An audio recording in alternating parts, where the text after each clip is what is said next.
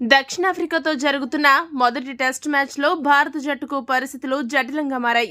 మొదటి ఇన్నింగ్స్లో భారత జట్టు కేవలం 245 పరుగులకు ఆలౌట్ కాగా మొదటి ఇన్నింగ్స్లో దక్షిణాఫ్రికా ధీటుగా స్పందించింది.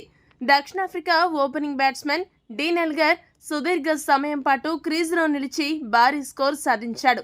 అతనికి అండగా మార్కో జాన్సన్ కూడా మొండి పట్టుదల కనబరచడంతో దక్షిణాఫ్రికా భారీ ఆధిక్యాన్ని సాధించింది. లంచ్ సమయానికి దక్షిణాఫ్రికా 147 పరుగుల ఆధిక్యాన్ని సాధించిందంటే ఏ రేంజ్లో ఆడారో అర్థం చేసుకోవచ్చు.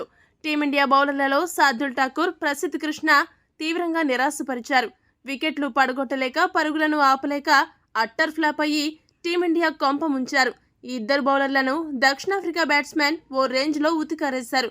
మూడో రోజు ఉదయం 256 పరుగుల ఓవర్నెట్ స్కోర్ వద్ద ఇన్నింగ్స్ ప్రారంభించిన దక్షిణాఫ్రికా జట్టు భారత బౌలర్లకు ఎక్కడా అవకాశం ఇవ్వకుండా సొంత గడ్డపై పరిస్థితులను అనుకూలంగా మార్చుకుని స్కోరును అంతకంతకు పెంచుకుంటూ పోయింది.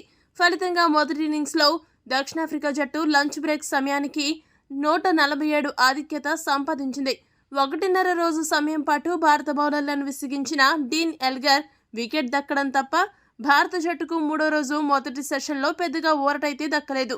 దక్షిణాఫ్రికా జట్టు స్కోరు 360 పరుగుల వద్ద ఉండగా డీన్ ఎల్గర్ 6వ వికెట్ రూపంలో వెనుదిరిగాడు.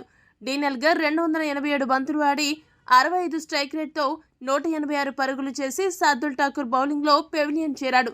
డీన్ ఎల్గర్ వికెట్ దక్కినా కూడా మరో బ్యాట్స్మెన్ మార్కో జాన్సన్ మాత్రం పట్టుదలతో బ్యాటింగ్ చేస్తున్నాడు.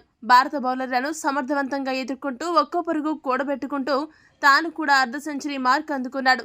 జాన్సన్కు జతగా కోయెడ్జ్ కూడా దూకుడుగా ఆడుతూ స్కోర్ బోర్డును పరుగులు పెట్టించాడు. మొదటి సెషన్ చివరి ఓవర్లో రవిచంద్రన్ అశ్విన్ కోయెడ్జ్ వికెట్ పడగొట్టాడు. మార్కో జాన్సన్ 120 బంతుల్లో 72 పరుగులతో నాటౌట్గా నిలిచాడు. లంచ్ బ్రేక్ సమయానికి దక్షిణాఫ్రికా 7 వికెట్ల నష్టానికి 392 పరుగులు చేసింది.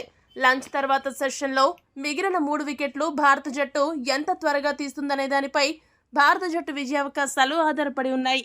ఈ వీడియో కనుక మీకు నచ్చినట్టయితే లైక్, షేర్, కామెంట్ చేయండి. మరిన్ని స్పోర్ట్స్ అప్డేట్స్ కోసం మా ఛానల్ సబ్స్క్రైబ్ చేసుకోండి.